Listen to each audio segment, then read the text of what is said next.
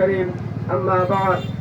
সম্মানিত তৌহিদি জনতা, আমরা আজকে পরাক্রান্ত হৃদয় নিয়ে মর্মাহত অবস্থায় আমরা একত্রিত হয়েছি। আমাদের ভাই বোনদেরকে ফিলিস্তিনি যারা আজকে শাহাদাত বরণ করেছে, ইসরায়েলি আগ্রাসন বাহিনী নির্বিচারে তাদেরকে গুলি করে তাদের ঘরবাড়ি সহ তাদেরকে নেস্তানাবুদ করে দিয়েছে। তাদের সেই সহানুভূতি জানানোর জন্য আমরা আজকে একত্রিত হয়েছি এবং এবার তাদেরকে জানিয়ে দিতে চাই, আরেকটা গুলি যদি আবার বাড়িতে উপর চলে, আমরা তোমাদেরকে গুলিয়ে দিব।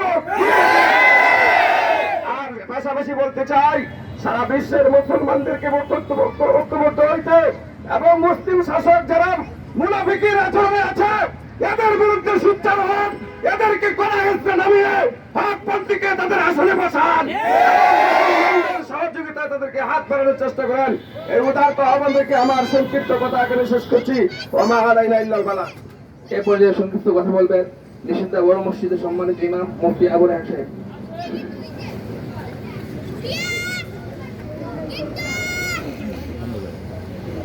ইন্নাল হামদুলিল্লাহ নাহমাদুহু ওয়া নুসাল্লি আলা রাসূলিল কারীম।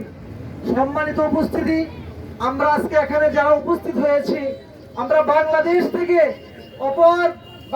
থেকে হাজার হাজার মাইল দূরে যদি হয়ে থাকে, আমাদের ফিলিস্তিন, আমাদের আল আকসা এবং গাজা মুসলমানদের পক্ষে নিয়ে আমরা যে দাঁড়িয়েছি, আল্লাহ তাআলা আমাদেরকে শহীদি মর্যাদা দান করে। সকালে বলেন আমিন।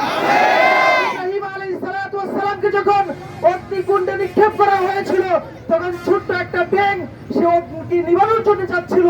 আমাদের মনে প্রশ্ন জাগতে পারে যে আমরা গোটা কয়েকজন মুসলমান ফিলিস্তিনের পক্ষে এবং গাজার পক্ষে এই বাংলাদেশ থেকে স্লোগান দিলে কি হবে? আল্লাহ তাআলা দেখুন যে আমরা গাজার পক্ষে আছি, ফিলিস্তিনের পক্ষে আছি।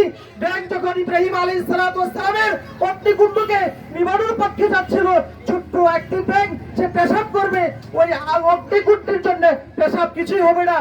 ব্যাঙ বলেছিল যে আল্লাহ দেখুক আমি ইব্রাহিম আলাইহিস সালাতু ওয়াস সালামের পক্ষে আছি।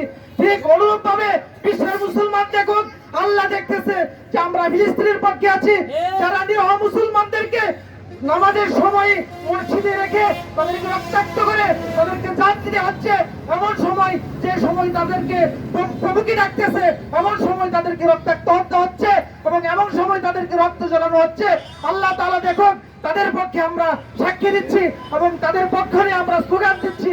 আল্লাহ যদি জানে যে আমরা আল্লাহর পক্ষে আছি এবং ইসরায়েলের পক্ষে আছি, অবশ্যই আমাদেরকে আল্লাহ তাআলা শহীদি মর্যাদা দান করবেন। সকালে বলেন আমিন। আমাদেরকে কবুল করুন। সকালে বলেন আমিন।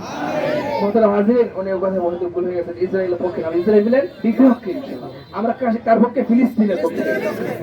নারে তাকবীর।